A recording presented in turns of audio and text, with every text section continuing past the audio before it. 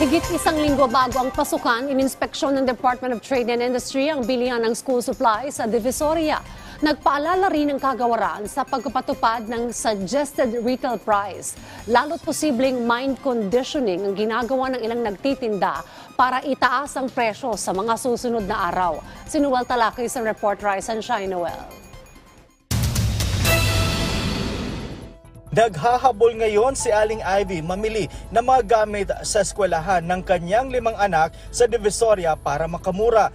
Pero dahil wala ng 2 linggo bago magbukas ang klase sa mga pampublikong paaralan, nangangamba siya ngayon na maabutan siya ng pagtaas ng presyo ng mga school supply. Gawal po talaga sa oras, saka mas tumataas po yung presyo pag last ka na po nagsha-shopping.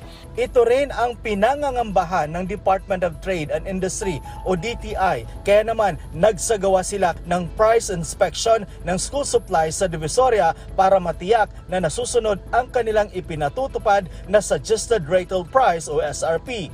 Batay sa kanilang obserbasyon, generally ang observation doon sa mga ambulant vendors, yung presyo mababa ng konti. Lahat naman within doon sa gabay na ginawa natin, ginawa ng DTI.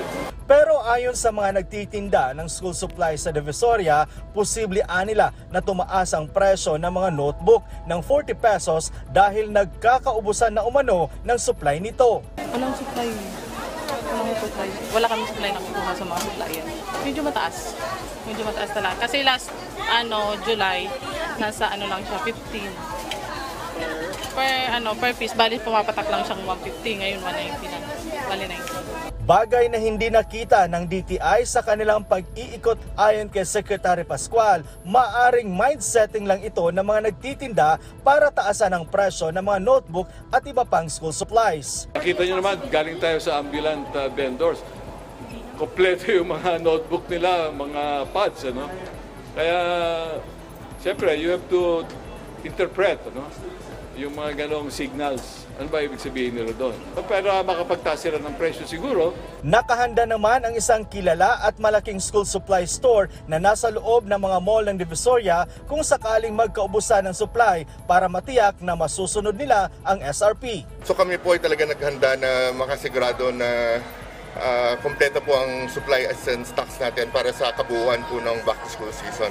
Kasama rin sa nasabing inspeksyon ang Food and Drug Administration ng FDA kung saan kumuha sila ng mga sample ng Crayola, lapis at iba pang school supply para ma-check ang lead content ng mga ito. Kaya pinayuhan ng FDA ang mga magulang na suriin ang mga school supplies para sa kaligtasan ng kanilang mga anak. Nag-collect na po kami ng samples for analysis. Ang ina-analyze po natin dito, yun pong presence ng heavy metals. Iko-confirm pa po natin ito sa aming laboratory para po malaman natin kung yung mga products na yon ay meron pong heavy metals. Nagpaskil din ng SRP para sa school supplies ang DTI sa mga dinadaanan nilang mga tindahan. Payo naman ng DTI sa publiko na i-check ang SRP ng mga school supplies sa kanilang website at tawagan ang kanilang consumer hotline na 1384 o mag-email sa consumercare@dti.gov.ph kung may nalalaman silang nagsasamantala sa presyo ng mga ito.